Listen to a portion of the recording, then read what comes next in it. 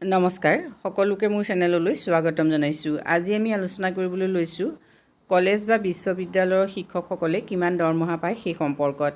বৰ্তমান যেহেতু 7 pay scale চলি আছে, 7 পে স্কেলৰ ৰিভাইজ যিটো স্কেল সেই স্কেলত কলেজ বিশ্ববিদ্যালয়ৰ শিক্ষকসকলে দৰমহা পায়।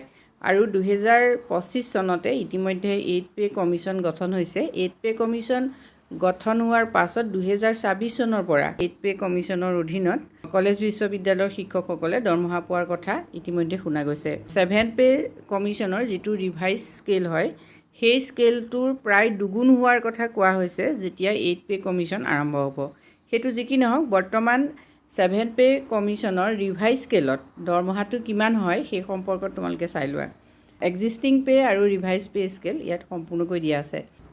একেবাৰে সহজ ভাষাত তোমালোকে বুজিব পৰাকৈ মই তালিকাখন ব্যাখ্যা কৰি দিছোঁ। প্ৰথমতে চোৱা, সহকাৰী অধ্যাপক মানে এছিষ্টেণ্ট প্ৰফেচৰ। এছিষ্টেণ্ট প্ৰফেচৰৰ পূৰ্বৰ গ্ৰেড পে আছিলে 6000 আৰু পে বেণ্ড আছিলে 15,600 to 39,100 আৰু নতুন যিটো ৰিভাইজ পে সেইটো হ'ল 57,700। এই 57,700টো কিন্তু প্ৰাৰম্ভিক বেতনহে হয়, ইয়াৰ পাছতো এইটো বৃদ্ধি হ'ব। প্ৰফেচৰসকলৰ যিহেতু লেভেল থাকে, এতিয়া প্ৰথম লেভেলটোক 10 বুলি কোৱা হয়, নেক্সট লেভেলক 11 বুলি কোৱা হয়। এই 10, 11 এই লেভেলবোৰে কি বুজায়, লেভেলটো কেনেকৈ চোৱা হয় সেই সম্পৰ্কতো তোমালোকে জানিব পাৰিবা আজি ভিডিঅ'টোৰ জৰিয়তে। এছিষ্টেণ্ট প্ৰফেচৰ লেভেল 12, লেভেল 12ত গ্ৰেড পে হ'ল 8,000 আৰু পে বেণ্ড হ'ল 15,600 to 39,100। নতুন বেতনটো তোমালোকে চোৱা 79,800, এইটো প্ৰাৰম্ভিক বেতন। নেক্সট আহিলে সহযোগী অধ্যাপক, যিবিলাকক কোৱা হয় এছ'চিয়েট প্ৰফেচৰ, লেভেল 13A বুলি কোৱা হয়। লেভেল 13Aত পূৰ্বৰ বেতন আছিলে গ্ৰেড পে 9,000 আৰু পে বেণ্ড আছিলে 37,400 to 67,000 আৰু বৰ্তমান প্ৰাৰম্ভিক বেতন হ'ব 1,31,400। নেক্সট আহিলে প্ৰফেচৰ।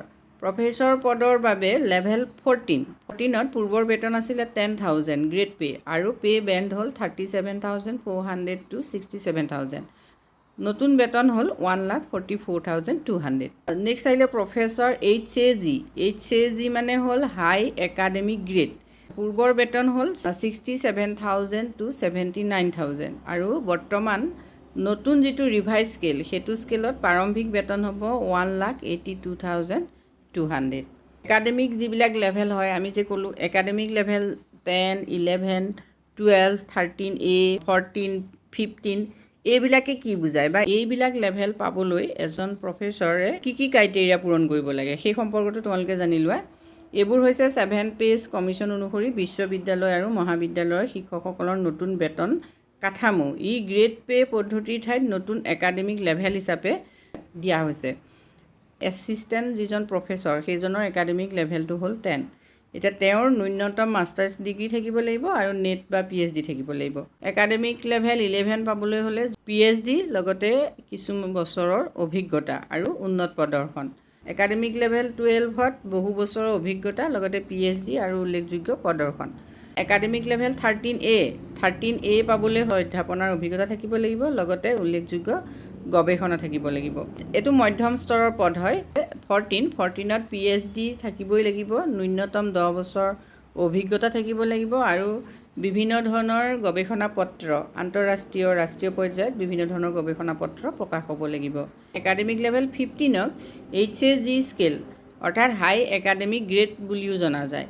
এই স্তৰত যদি থাকিবলৈ হয় তেতিয়াহ'লে এজন শিক্ষকৰ বহু বছৰৰ শিক্ষকতাৰ অভিজ্ঞতা থাকিব লাগিব, উচ্চ শিক্ষাগত যোগ্যতা থাকিব লাগিব, উল্লেখযোগ্য প্ৰদৰ্শন তেওঁ দেখুৱাব লাগিব, তাৰ উপৰিও গৱেষণামূলক কাম কৰিব লাগিব, তেওঁৰ অধীনত PhD কৰা ছাত্ৰ ছাত্ৰীও থাকিব লাগিব, তেওঁৰ যোগ্যতা PhD হ'ব লাগিব, ন্যূনতম 10-15 বছৰ অভিজ্ঞতা অধ্যাপনাৰ অভিজ্ঞতা থাকিব লাগিব, উল্লেখযোগ্য গৱেষণা বহুতো জাতীয় আন্তৰ্জাতিক জাৰ্নেলত প্ৰবন্ধ প্ৰকাশ হ'ব লাগিব, শিক্ষা ক্ষেত্ৰত বিশেষ অৱদান থাকিব লাগিব। দায়িত্ববিলাক চোৱা, শিক্ষাৰ গুণগত মান উন্নয়নত তেওঁ কাম কৰিব লাগিব, নতুন গৱেষণা প্ৰবন্ধ লিখা, গ্ৰন্থ প্ৰস্তুত কৰা, উচ্চ শিক্ষাৰ ক্ষেত্ৰত নেতৃত্ব দান, জাতীয় আৰু আন্তঃৰাষ্ট্ৰীয় ক্ষেত্ৰত স্বীকৃতি লাভ, এইখিনি থাকিব লাগিব বিশেষকৈ যিজন একাডেমিক লেভেল 15ৰ প্ৰফেচৰ হয়।